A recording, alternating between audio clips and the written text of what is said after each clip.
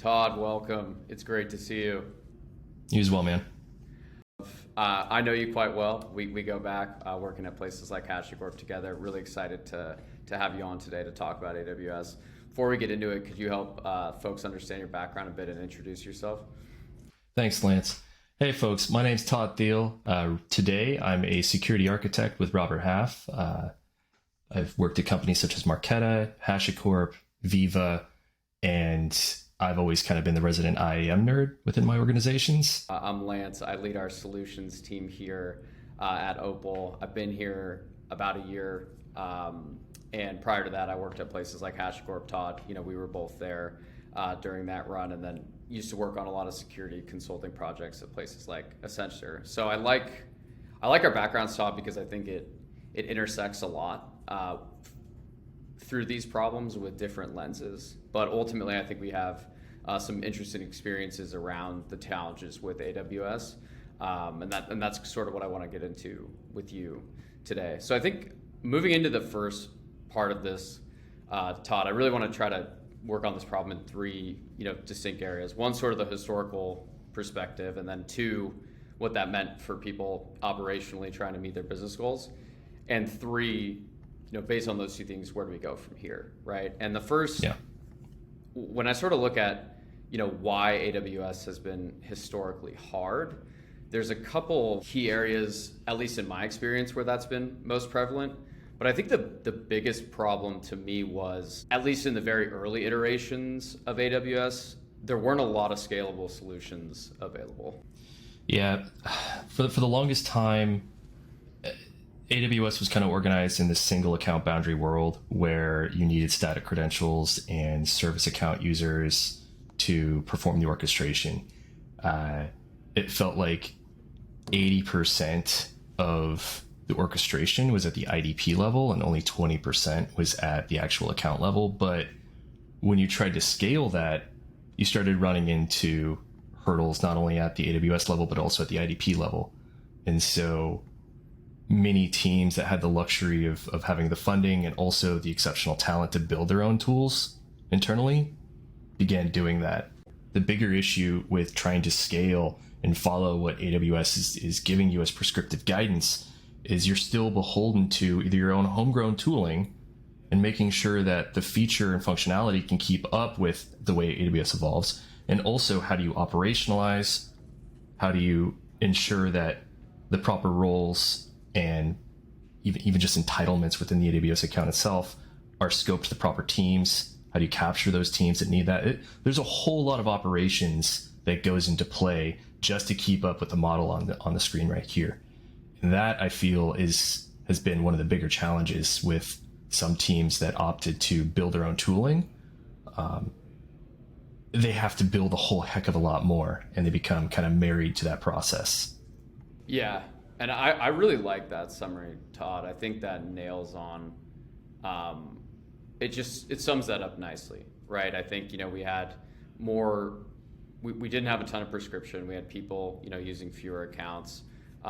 Over time, the model evolved to where these multi-account boundaries became the correct way to do things, but that put this big burden on teams to scale out the either internal tools or processes.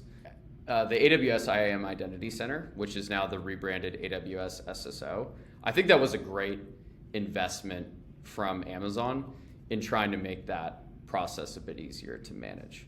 Can you help explain what AWS Identity Center did? Prior to AWS Identity Center and AWS SSO, you had this federated SAML or OIDC model from your IDP into your AWS accounts. And that just became a burden to maintain as your account scaled. So it also required probably like 80% of the configuration to be on the IDP side, whereas a really small amount of the configurations on the AWS side, right? Whereas AWS SSO made it so 80% of the configuration is now within your organization and a little bit is on the IDP side. And you have a lot more flexibility with how you can orchestrate that. And it's also just easier in general to scale using permission sets. While we've solved some of the scalability challenges and scalability is still approachable, I haven't seen over provisioning really be solved with the AWS IAM Identity Center. And if you had folks who were over provisioned in 10 accounts and you used the AWS Identity Center, you made that migration and maybe now you're managing 100 accounts. If you weren't able to solve the over provisioning problem in the smaller set of accounts, migrating to AWS IAM Identity Center wasn't a magic fix or silver bullet to solve that problem. One of the bigger challenges security teams have when they come in with Auth0 tooling is understanding who are the owners, who are the teams. What does this account do? What has it done historically versus what does it do now? And unless you have a robust communication culture within product teams where they document what they're doing, keep things accurate, teams are relatively consistent in both the tenure of the individuals on those teams and their scope and their purpose. If you're in an organization that isn't hitting a lot of the marks, it's going to be increasingly more challenging to just get the context behind an AWS account because there's only so much that a log can tell you. And there's a lot of investigation that in itself is a sunk cost because you have to go dig through the code base, you got to go dig through historical documents, Slack. It's challenging. Yeah, Todd, I agree with that. And I put together just a little visual here on sort of, because I think context, people always ask what it means, right? And I've found that the context most people are familiar with, Todd, is I think the simplest one that you described. Do they belong to a specific team, right? If you're on this engineering team, you get access to a subset of accounts, right, or permissions. But I think you called out, if you're only looking at access from a team context and you want to do fine-grained permissions, one, it's really hard to manage all those rules. And that creates some of that operational burden you talked about. That's one thing I would call out. And I think the second thing I would say is if access is always indefinite based on a team, you're probably going to be giving out more access than you need to. I think it's accurate. It's also something that it becomes far too easy to kind of templatize on that. And that, like, you're on this team, you get full access all the time to all of these resources.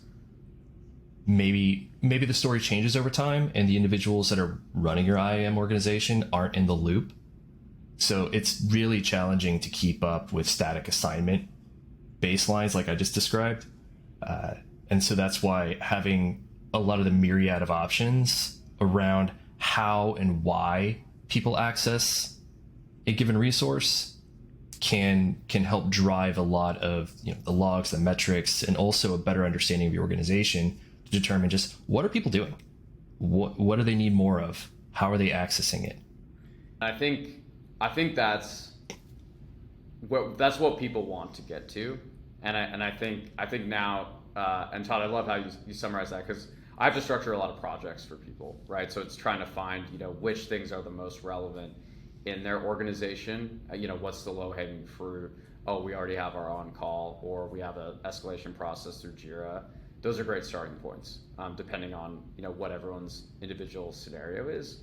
But I think what I feel like also is the key issue here is moving. The integrations are a means to an end, but ultimately having a platform or tool that you've built that understands the context and can get those 6 things around that circle or whatever context means in your organization in one system that IT, engineering, security, and compliance can all work around. That's when you start to move faster and lower your risk. Ultimately, those problems that we discussed, that's really why we believe that there's a huge value in sort of unified systems for AWS to solve those challenges. And I think what you highlighted was something that's really developer friendly and supports patterns like infrastructure as code. That's going to help you deploy fast, whether it's onboarding a new AWS account or getting your existing AWS under management.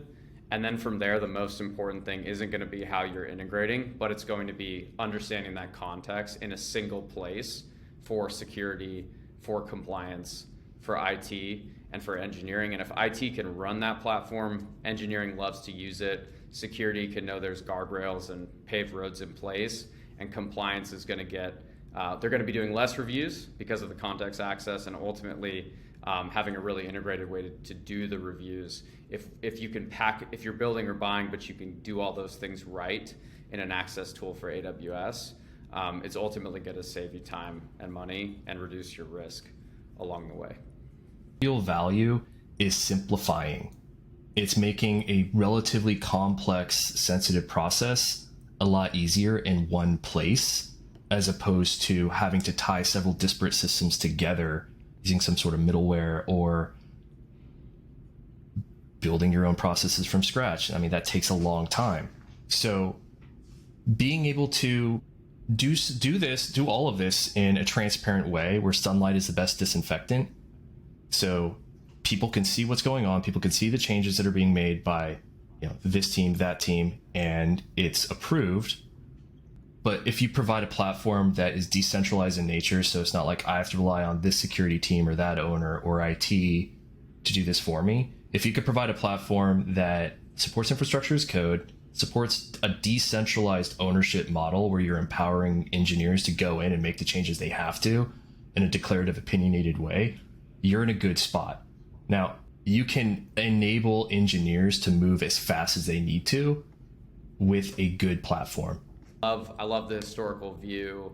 It was super helpful just learning from your perspective, the changes in AWS and where AWS investments in new services weren't solving all the challenges, getting into why that actually matters from the perspective of, too much access slows you down operationally, and that actually became more of the focus than risk, which was a unique and fresh perspective, Todd.